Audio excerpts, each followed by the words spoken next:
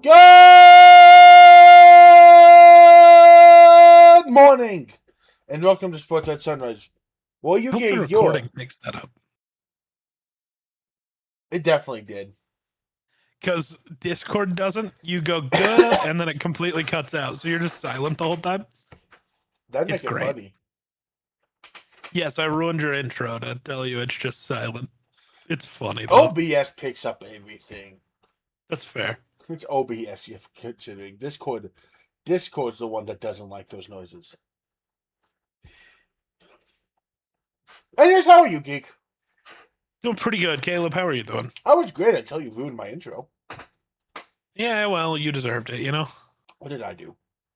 You're wearing camo. You're just a floating head over there. Weird. Yeah, I'll throw a little bit of chest. No, you got a Chest little is neck. gone. You got a little neck Little to add neck. in there. Thanks, man. Hi. I will Yeah. record those 3 episodes like this. All right. No. You're a strange man. Yeah, actually, hold on. I'll fix this. I dropped it. 1 second. All right. I have another one on my table. I am now floating head with a napkin. Bro's got a bib. All right. Anyways, That's get this off me. I'm an adult. Football. Yeah. Do we want to start with the injuries, or do we want to start with the debate? I guess let's start with the injuries. I don't know what the debate is, but let's start with the injuries. Tunsil is likely suffered a torn triceps in practice today, and he will miss a significant portion of the season. Yeah, that's rough. I saw somebody tweet out, I think it was Brett Coleman. Shocker. Who tweeted out like the Jets, the Commanders like opening schedule because of that injury and like how tough of a stretch that's going to be.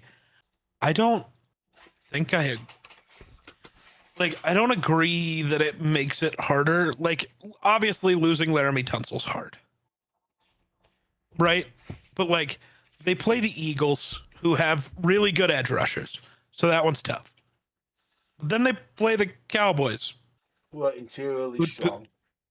Right. But they don't have any edge rushers. So you're not like screwed because you lost Tunsil. Then you play the Seahawks who like don't have bad edge rushers, but you're not like, oh shit, we're screwed. And then you play the Colts who are stronger on the interior than on the edge. The one where it gets concerning is then you play the Giants, and they do have edge rushers. They just have nothing else. Right.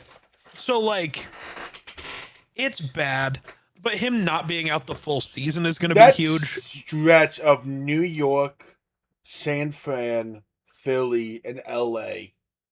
That's where it's rough. I don't care about the opening. The opening, they're going to win the same amount of games in that opening stretch as they were going to anyways. They might beat the Cowboys. They're going to lose to the Eagles and Seahawks, and then they're going to beat the Colts and Giants. That's just how that works. That Niners, whether they have Tunsil or not, Rams stretch is going to be... Oh, and then they play the Giants again coming out of the Rams. Yeah, so just get Tunsil back, sometime around that Giants, Eagles, Rams, Niners stretch there. Like, you're fine for now, and the other benefit is having Jaden Daniels. It's nice to have a quarterback who can move if your tackles are going to die. Actually, I think they're actually going to end up being fine, too, actually. They don't have a bad backup tackle. Oh, who are their backups? Brandon Coleman will just play. Or Andrew Riley. Yeah, they'll probably be fine. Not great options, but both of them are capable football players, actually. It's not like you have, one of the worst linemen in the football. Well, and there's also, like, this is a big thing that still matters right now because we're still so early in camp. Taylor Decker, Cam Robinson, and Jonah Williams are also all just sitting out there without jobs. Yeah. Go get Cam Robinson. Cam Robinson's the smartest choice because he can move around the most. He'll be the most useful the rest of the season. But if you're just worried about your tackle position, go get Taylor Decker. And what does Washington's O-line look like, I guess? It's Chris Paul's the left guard. Sam Cosme's good. Connolly should be better this year than Algetty at center. Gotcha. Yeah, so I think I'd want Cam Robinson just because he can move around the most.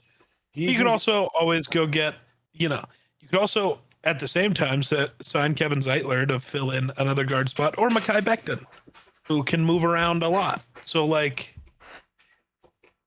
if you're smart, you use this as a moment of we need help on the O line here currently, and go get some help. what they need to do is go get Mekhi Becton and play him at left guard, because I guarantee you a bad Mekhi Becton is better than a good Chris Paul. That's fair. The point guard is pretty small to be playing offensive guard. That tells you how good Chris Paul is as a NFL player, that we don't even recognize him. I know he started last year, and I have not heard his name once in the football terms.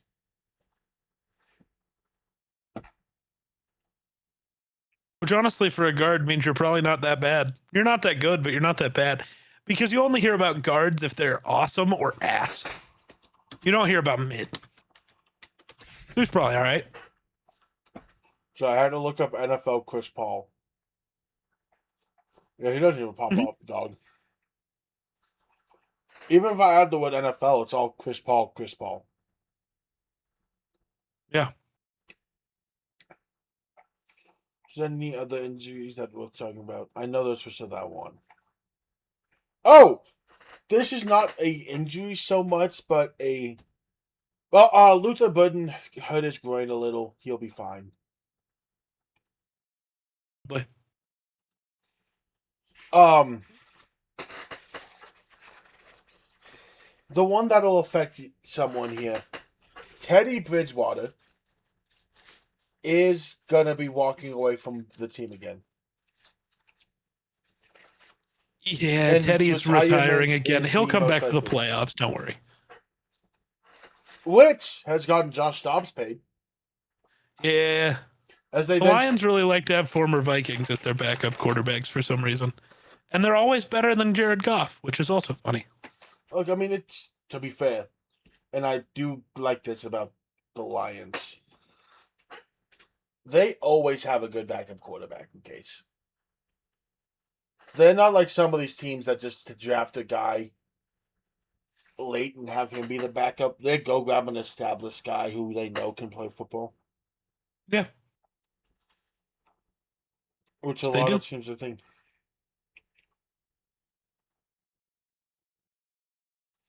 A lot more teams should do. But what do I Absolutely. know?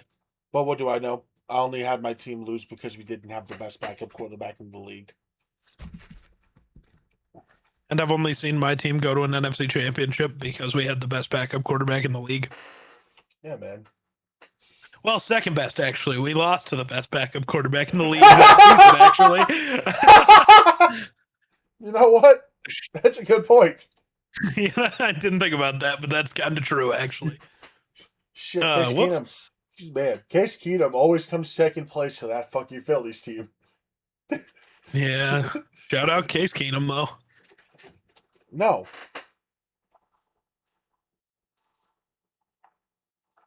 We're not going to shout Rude. him out. Bro's hating on Case Keenum for no The reason. That's crazy. Potential debate.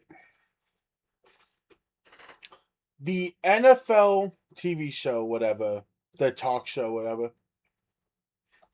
came to the conclusion that the era of the underpaid running back has ended. Do you agree or disagree with that? I think it's always going to be a disagree because 90% of running backs are never going to get a second contract that matters. So most running backs are going to remain underpaid. Now, are the superstars being underpaid? I don't really think so. But also I do. It's tough. Because for 90% of running backs, even if they're great, look at Alvin Kamara. He was great, right? The time it was time for a second contract, he was not good anymore. The odds of you being Saquon or Derrick Henry are pretty low. Like, that's just the fact of the matter. Because most guys are, hitting 28, 29 by the time they're hitting their first free agency. And yeah, so you're underpaid because you're stuck on a rookie deal. And a lot of the best running backs are coming out as, third round picks. So they're not making a lot as rookies. Actually, Kamara was actually decently fine still during his time where he would have been his second contract. Because he was a third round pick, so his second contract would have been his fifth year. And he was Sure. still 1337 total yards, 1387, 1160 in an injured year, and then 1500. Last year's when he took that fall off. Oh, you're going total yards. I was He's like, he's never been a literally never ran for he's 1,000 never been yards, a which is 1,000 yard crazy. rusher. Yeah, he's Which is crazy. yes, he's not he's never had, which is why I went off total yards because you're not looking at him. That's fair. But like, also though, look at Dalvin Cook, right? Like, Dalvin Cook was one of those guys. Dalvin Cook was like the best running back in football at one point. And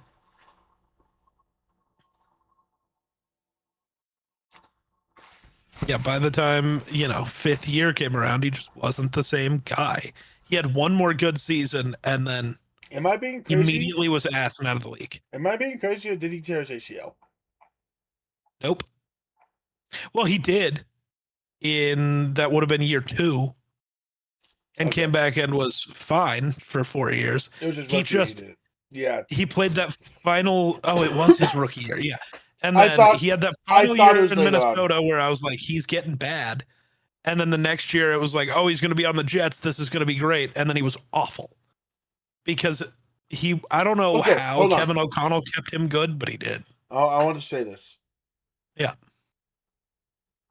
This is not Dalvin Cook's fault. He was ass. We all know that the fucking Jets are running back hellhole. Okay, but then he went to Baltimore and was ass. And then the next year he was on the Cowboys and was ass. He never even got a carry for the Ravens. Right, because he legitimately wasn't good enough to see the field on a team who at that point, their running back one was Justice Hill. I'm pretty sure he was only there for like a week or two. Yeah, because the Ravens literally said, no, we're good, and went and found somebody else. Hey, man. Like, I love Dalvin Cook, but that man hit the end of his rookie deal and went, I'm not good at football anymore. And that was just that. He got the 1-year extension with the Vikings, which was that magical 2022 season where everybody's like, Dalvin might still be good. And you had me pounding the table like, he has lost 2 gears. That man cannot move anymore. Do you remember the clip, the 180-yard touchdown he had where Ezra Cleveland is outpacing him on the run down the field? Like, shout out my offensive lineman, but you're a running back. A 300-pound dude should not be outrunning you. That should just not be how this works. Like, it's unfortunate, but that's not a shot at running backs. I just think the CBA focuses so much on being fair when it comes to paying, rookies. But I think everybody forgets that the point of a running back's career where they're the best is the first 5 years of their career. Their pay scale should be different. A quarterback, your best years of your career don't start until year 8. They just don't. At least most of the time. What, Mahomes is the exception to that? Where Mahomes' best year was year 2, and he's never lived back up to that again. But that's not normal. If you're a great QB, your best years are year 8 through 12. And that's when you're going to get paid the most. But a running back should be getting paid the most the day they step in the league. They just should.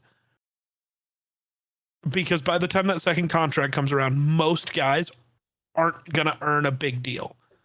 You start signing 1 year, $15 to $20 million deals, which isn't bad. But it's is Bijan not as important to the Falcons offense as Justin Jefferson is to Minnesota's? Is Jahmyr Gibbs not obviously the most important part of Detroit's offense? I am doing some investigative journalism right now. On what? Because I'm genuinely curious on what this is gonna look like. Running backs from what would have been 5 seasons ago, and who the top 10 I guess 11 for this instance. Who the top 11 rushers were and what they've And how done many of them are since. still in the league currently? Well, all of them are in the league. Okay. See, two might not be. Where is Ezekiel Elliott? Retired. Where is Najee Harris? I, I think he exists, but he tore his Achilles and I'm pretty sure lost an eye last year. Yeah, that's why I'm like, I don't know what's going on with Najee. But Joe Mixon is retired. Antonio Gibson's not a real football player anymore.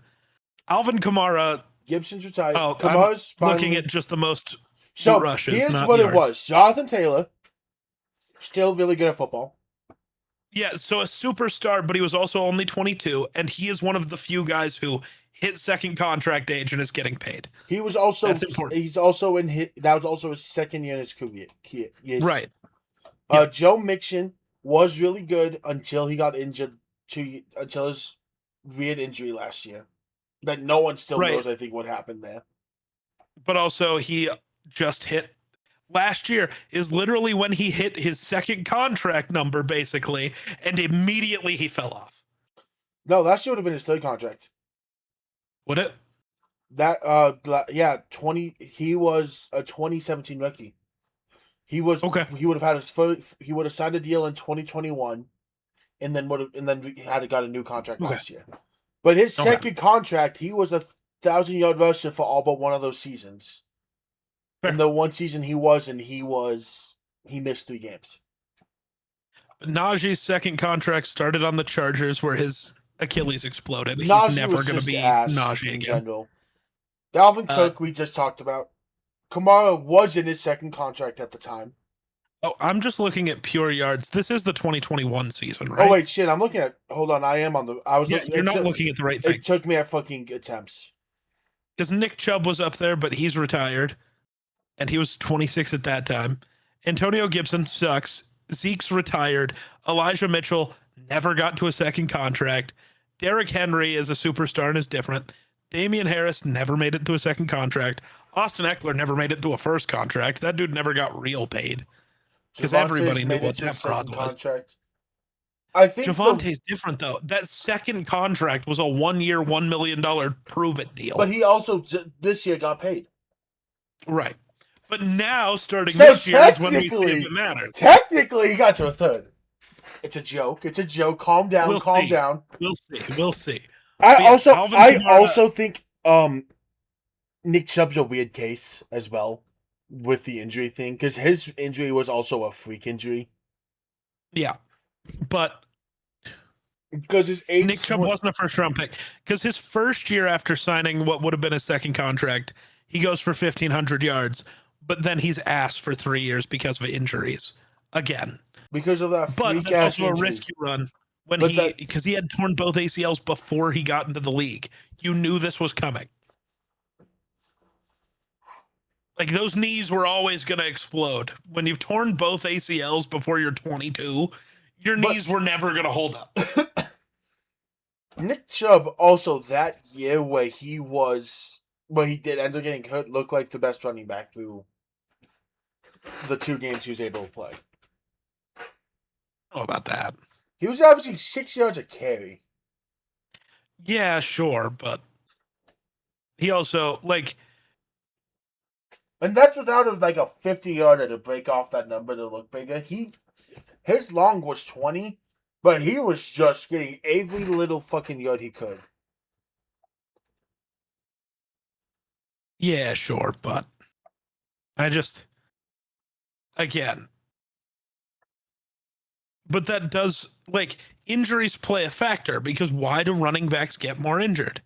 They get hit more. Yes. That's just how it goes. So you can't just go, well, it's a freak thing. They got injured. You're a running back. Outside of Derrick Henry, they get hurt. That's just what running backs do. But that's why Derrick Henry has gotten to his 8th contract, because he's a freak and is different. That's why Jerry Rice got to 20 contracts? Some players just age different, and some players' bodies are built in a more, I don't know why some guys can, get hit a billion times and have nothing happen, and some guys are, I played 2 years and was awesome, and then my body is done. But that's just how it goes sometimes. You know what I mean? Like, The only thing I'm saying I'm gonna die by on is we can't blame anyone who died on the Jets for them dying. Did you hear that's me? not even what we were talking about. We're But talking about the money and I like know, but paying running I'm backs. trying to give Dalvin Cook some fucking. Look, No, because you knew he was dead the year before. I'm also trying to shit The- on Adam Gase because of some of the shit I heard the other day about him. But that also wasn't the Adam Gase Jets. It wasn't? No, Adam Gase was the original Darnold guy. It's been over a decade since that man mattered. That man hasn't had a job. Was Gase not the Jets coach in 2016? That wasn't when Dalvin was there. Dalvin was a rookie in 2016. You fucking. What are you talking about? Am I just this fucked up right now? Yes, you are this fucked up. No, Oh my god. I'm just not. We're gonna go. He wasn't even in the league in 2016, by the way. Well, he was. He was like an OC somewhere, I think. No, Dalvin Cook. Oh, yeah. Dalvin Cook's rookie year was 2017. Yeah, I still don't know what you're on. It was Dalvin. Yeah, no, it was Robert Saleh as a coach. Okay, it's not his fault. He had Trevor Siemian as a quarterback on this team. Oh, yeah, because Aaron Rodgers, his Achilles exploded 4 seconds after running on a field with the American flag. Oh, yeah, this is that year. Shit.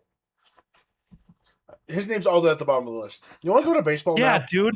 Like, I don't know what you're talking about. You're Dude, just like, I am on a different saying terrain. random shit. I'm on a whole Like, other terrain. God, how old do you think we are? Dalvin Cook's not even 30 yet, which is the craziest part. The other crazy guy is Todd Gurley. Dude. The dude's only 32. Dude, don't get me started on Todd Gurley. He's been retired for like 4 years. Todd Gurley had a 6-year career. Todd Gurley in that time still produced 6,000. How did no one pick him up after Atlanta? I don't know. He was still averaging 3.5 yards a carry.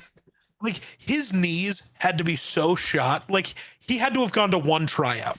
And that team had to be like, we can't give you $1, dude. Your body is done. But it's crazy. He was only 26. He was the best running back in football 3 out of the 6 years of his career. And NFL teams were just like, no, we're okay. We're good. You don't need to play here. It's wild. But yeah, that's just how running backs are. Planes go up, planes go down, but what they don't do is just disappear unless you're a running back, and then that's what happens. They just disappear. Dude, he literally, that's... The amount of guys in my lifetime I've seen rush for like 1,000 yards and then never play another snap. It's like, what the fuck happened? Dude, but that's the other reason why running backs don't get paid. Because unless you're Bijan and Jahmyr Gibbs and Derrick Henry, it's like, yeah, you ran for 1,200 yards. There are literally 80 other guys who can run for 1,200 yards. It doesn't matter. You know what's crazy to think about? Peyton Hillis, his 1 year was truly just a 1 year wonder. What happened during that 1 year? Well, no, it was that 1 year and then those 6 games in Denver like the year before that. His rookie year, he had those 6 games. Yeah, it was his rookie year, okay. But because I remember those 6 games in Denver, it was crazy. Shit. And like his second year in Cleveland wasn't that bad. He just only played 9 games. Dude, the amount of running backs who it's like, you remember this guy? Yeah. What you know about Matt Asiata, bro? The GOAT. He kind of was. Him and when Adrian Peterson got hurt, and the duo was Jerick McKinnon and Matt Asiata. That was a fun time. That was a good time. Yeah, okay. Moving on from that, though, there were other NFL things. Did you hear the sad Broncos one? Which one? I know he's not that great of a player, but the Matt Henningsen thing, who tore his Achilles in his opposite foot exactly a year after tearing his Achilles last year. So he played the first 34 games of his career without missing anything. Last year, tore his Achilles in one foot. And then exactly a year later in training camp again, he tore his other one. That's tough. That's sad.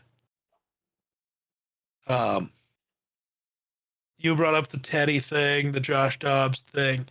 Harry and Arnold worked out with the Seahawks, which is awful. But if he somehow is allowed back in the league, or the court case, everything gets cleared, it would be rude of the Seahawks to get a player like that. True. He really should go to the Raiders. That makes the most sense. Trayvon Diggs tried out with the Lions. That makes sense. They just lost Harry and Arnold. But so there's this thing. So the Vikings did their first big night practice, where they have a ton of fans in and it matters a lot. And there's been this thing that I've seen with everyone who covers the Vikings, not everyone, but most of the people that cover the Vikings, where JJ McCarthy has been the better quarterback more often, and they just won't say it. The official thing tonight was straight up, one of the guys tweeted out, it was a bad day for Kyler Murray. He threw multiple interceptions and really only had one good throw. And and then it goes to JJ, and JJ was much more solid. Had a, great early, great late, but he had a couple of misfires. And they're still talking about it like Kyler Murray won the day. And in one of their replies farther down, he finally admits, oh no, JJ was clearly better today. It's well, then why did your main tweet try to hide it as if Kyler was better? Yeah. He just hasn't been. So far in the 8 practices, one was a tie. Kyler clearly won 2 days, and McCarthy has won the other 5. The inconsistency has been crazy, but I'm a little more okay with an inconsistent 23-year-old who's played 8 games. An inconsistent 30-year-old who is supposed to be in MVP contention is not okay. And he looked bad tonight. There were a couple injuries that were just awful. Or injuries, a couple interceptions that were just awful. That's what I meant. It's bad. So I don't really understand that one. I don't know. I don't know why everybody wants JJ to fail so bad. I just want the better quarterback to win. Give me the guy who's going to give the Vikings the best chance to win. But I don't know why people are so because it goes both ways. Some people want Kyler to fail, and it's that's dumb. In a perfect world, they both look like superstars, and then you just have the best backup in football, which is great. Because what is the thing that ends up winning teams Super Bowls? The healthiest team at the time the playoffs come around. Mm-hmm. And if you can still be the healthiest team, even if it's with a backup quarterback, if your backup quarterback is still better than most team starters, you're probably doing pretty good. So isn't the perfect scenario for them both to be really good? Isn't that what you'd hope? You'd hope so. I don't know.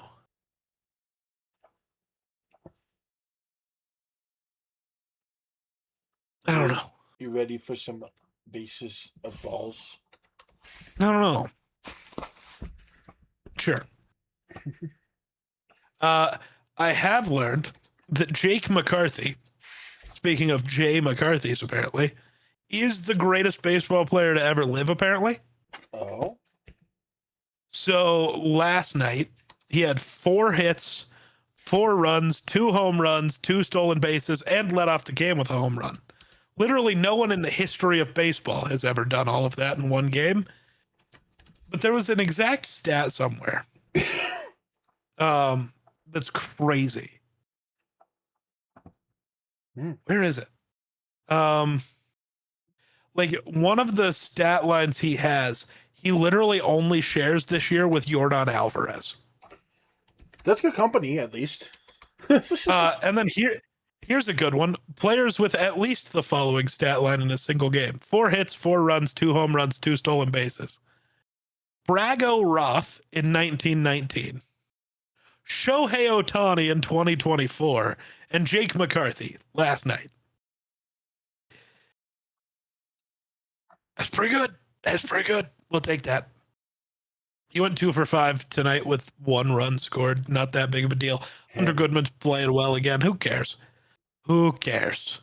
I care. Jake McCarthy's good, so that's fun. The Dodgers finally won a baseball game, and they celebrated by running out to center field and jumping in the Arizona Diamondbacks pool. That's kind of corny. You're supposed to be the best team in baseball. It's funny. It's corny, but it's like at least funny. Like, I'm all for, like, when the Rockies finally make the playoffs again, right? Celebrate like you just won the World Series because you've actually been through some hardships. You're the Dodgers and you lost 8 fucking games. Stop acting like you won the World Series. Like, the expectations are different for you. You lost 8 games in a row, man. Get over it. The Rockies do that every other week. They don't go jump in a pool every time they win.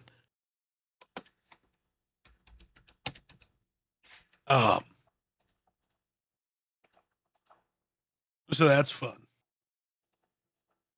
What else happened? I think the Brewers are still the best team in baseball. The Dodgers have fallen all the way down to 4th best. That's tough. Actually, with how everything is working out right now, the Dodgers would have to play like real wild card games. That's only a 3-game series. Anything could happen in a 3-game series. Yeah. Because, yeah, what? Sorry, I gotta remember how the bracket works, because baseball's fucking goofy. That is very true. But yeah, the Dodgers would, at least based off this one that was tweeted out on August 7th, the Dodgers would have a 3-game series against the Diamondbacks. The Phillies and Cubs would have a 3-game series. And then, barring, seeding stuff, the Dodgers would go either to Atlanta or to Milwaukee. I think everybody has to hope they'd go to Atlanta. Milwaukee's not built to beat the Dodgers. Atlanta, you can at least, if Ronald Acuna gets hot, they could win some stuff, Like, there's things that these teams can do. I think the most interesting thing is the Chicago White Sox would not only win their division, but would have that little mini bye. And then this would be fun. I wish the postseason would start today, because then we'd get Yankees Red Sox in a wild card matchup. That's fun. Yeah. I do hope that the world does end up happening where it is Dodgers Braves round 1. The Dodgers probably deserve the hardest road to the. They do. And Milwaukee's, I'm not going to say it's literally a bye, but for the postseason, it's not going to be. They feel like they are. Their only benefit will be if somehow their pitching can be what their pitching is. Like if Jacob Mizorowski goes crazy, you can steal 1. Yeah. Or 2. But like, are we sure Mizorowski is still going to be throwing 105 when the playoffs come around? Are we sure he's still going to have an arm? Like that's a real problem and question. And I hope the Diamondbacks don't make the playoffs. I would rather it be the Padres, because they also feel more like a team that can beat the Dodgers. Like, they haven't been great this year, but like, all it takes is Fernando and Machado and Jackson Merrill to finally get hot. And then, oh shit, the Padres are scary again. And for the American League, we just need a team. The biggest thing you need to beat the Dodgers is an offense that will try to beat you. The issue is Milwaukee's offense tries to let starting pitchers beat themselves. And Skubal and Ohtani and Yamamoto are not going to beat themselves. They're just going to throw strikes, and the Brewers are just going to watch them happen. I want teams with guys like Machado and Tatis who are at least going to swing. It might not work, but you know what can happen if you swing? You can hit the fucking ball. You know what can't happen if you don't swing? If you just sit there and watch it and hope you walk all the time? You can't hit the ball. And that's the problem with the Brewers. But the Brewers, that strategy works perfect in the regular season when, you're actually getting to face who'd they face the last game they won? When you're getting to face the Twins and a pitcher named Connor Prelip. Congrats. He'll beat himself. Joe Ryan's not going to beat himself though. Like that's just not how this works.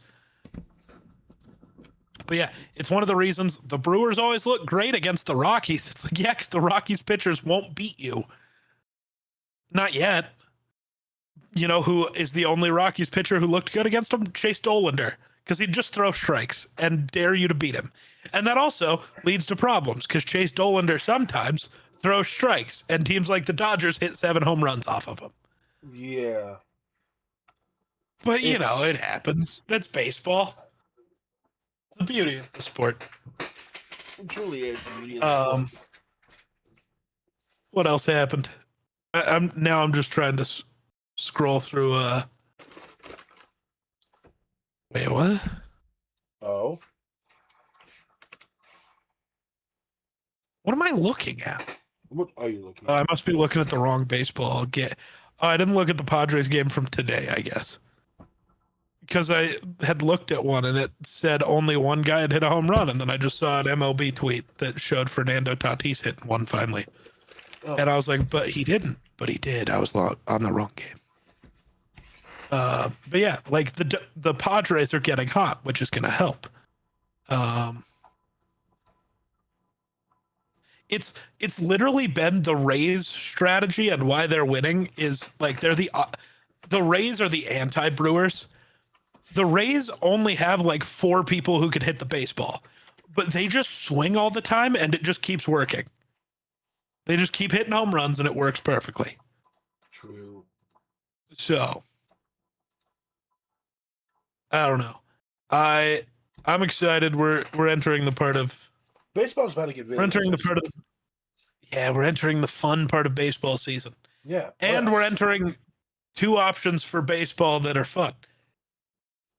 The Rockies race to not be a 100-loss team, but more importantly to me, the Rockies race to 70 wins. Oh yeah, because you have that bet. That's most. Yeah, because if they win 70 games, Jake's buying me whatever Rockies jersey I want. So it's the race to 70. This is important. Will they get there? Probably not. They have not looked good coming out of the All-Star break, which is rough. But there's what?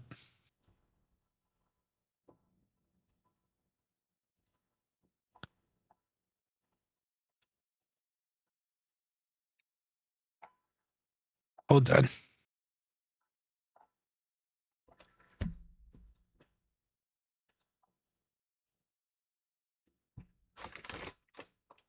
There's 44 games left. The Rockies would have to get real hot to get to their 70 win mark. How far off are they right now? There's 44 games left, and the Rockies have 46 wins. I don't think we're getting there. They'd have to get hot. They can only lose 18 more games this year.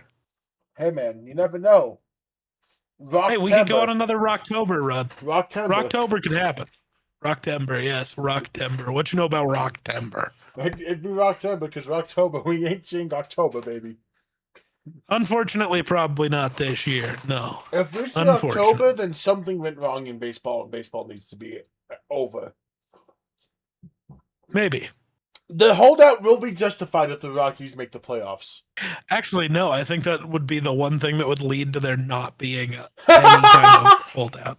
You really don't need a holdout. The Rockies just won 44 the straight Rockies just baseball made the playoffs.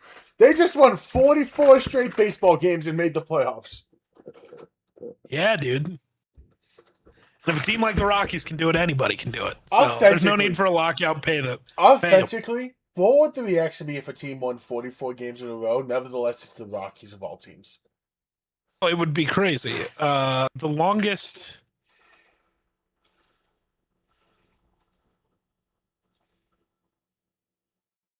Longest win streak of all time is 26 games. And it happened in 1916. And then it was 22 from the 2017 Cleveland Guardians. And it was 20 from the 2002 Oakland Athletics, because that was the fun Moneyball year. And everybody knows that year, and everybody loves that movie. I love Shout Jonah out Brad Hill in the Pitt. movie. We really named 2 different actors. Shout out Jonah Hill has been a thumbnail on one of these episodes. Well, yeah, but Jonah Hill, from everything I see currently, is kind of a dick. So I don't keep up with social media for celebrity shit. that's fair. Normally I don't either, but Jonah Hill just keeps popping up. Oh no. I might go watch Moneyball tomorrow now. Real, Moneyball's such a good fucking movie.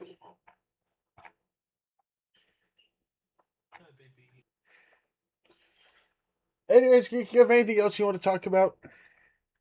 No, I don't think I do.